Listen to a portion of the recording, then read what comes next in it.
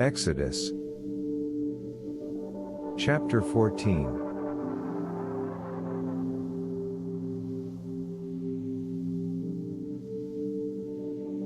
And the Lord spake unto Moses, saying, Speak unto the children of Israel, that they turn and encamp before Pi-hahiroth, between Migdol and the sea, over against Baal-zephon, before it shall ye encamp by the sea. For Pharaoh will say of the children of Israel, They entangled in the land, the wilderness hath shut them in. And I will harden Pharaoh's heart, that he shall follow after them, and I will be honored upon Pharaoh, and upon all his host, that the Egyptians may know that I the Lord. And they did so. And it was told the king of Egypt that the people fled, and the heart of Pharaoh and of his servants was turned against the people, and they said, Why have we done this, that we have let Israel go from serving us? And he made ready his chariot, and took his people with him. And he took 600 chosen chariots, and all the chariots of Egypt, and captains over every one of them. And the Lord hardened the heart of Pharaoh king of Egypt, and he pursued after the children of Israel, and the children of Israel went out with an high hand. But the Egyptians pursued after them, all the horses chariots of Pharaoh, and his horsemen, and his army, and overtook them encamping by the sea, beside Pi-hahiroth, before Baal-zephon.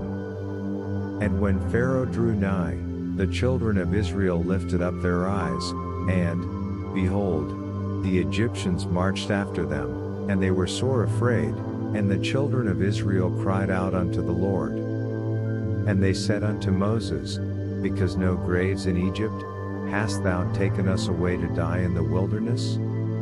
Wherefore hast thou dealt thus with us, to carry us forth out of Egypt?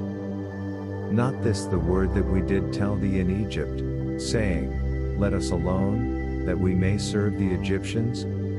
For better for us to serve the Egyptians, than that we should die in the wilderness. And Moses said unto the people, Fear ye not, stand still, and see the salvation of the Lord, which he will show to you today, for the Egyptians whom ye have seen today, ye shall see them again no more forever. The Lord shall fight for you, and ye shall hold your peace. And the Lord said unto Moses, Wherefore criest thou unto me? Speak unto the children of Israel, that they go forward. But lift thou up thy rod, and stretch out thine hand over the sea, and divide it, and the children of Israel shall go on dry through the midst of the sea. And I, behold, I will harden the hearts of the Egyptians, and they shall follow them, and I will get me honor upon Pharaoh, and upon all his host, upon his chariots, and upon his horsemen. And the Egyptians shall know that I the Lord, when I have gotten me honor upon Pharaoh, upon his chariots, and upon his horsemen. And the angel of God, which went before the camp of Israel, removed and went behind them, and the pillar of the cloud went from before their face, and stood behind them. And it came between the camp of the Egyptians and the camp of Israel, and it was a cloud and darkness, but it gave light by night, so that the one came not near the other all the night. And Moses stretched out his hand over the sea, and the Lord caused the sea to go by a strong east wind all that night, and made the sea dry, and the waters were divided.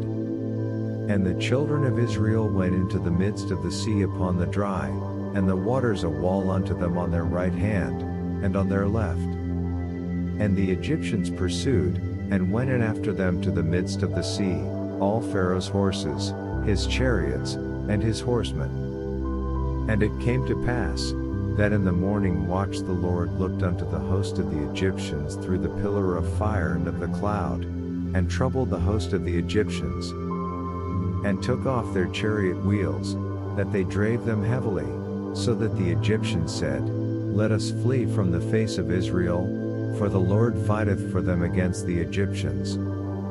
And the Lord said unto Moses, Stretch out thine hand over the sea, that the waters may come again upon the Egyptians, upon their chariots, and upon their horsemen. And Moses stretched forth his hand over the sea, and the sea returned to his strength when the morning appeared, and the Egyptians fled against it, and the Lord overthrew the Egyptians in the midst of the sea. And the waters returned, and covered the chariots, and the horsemen, all the host of Pharaoh that came into the sea after them, there remained not so much as one of them. But the children of Israel walked upon dry in the midst of the sea, and the waters a wall unto them on their right hand, and on their left. Thus the Lord saved Israel that day out of the hand of the Egyptians, and Israel saw the Egyptians dead upon the sea shore. And Israel saw that great work which the Lord did upon the Egyptians, and the people feared the Lord, and believed the Lord, and his servant Moses,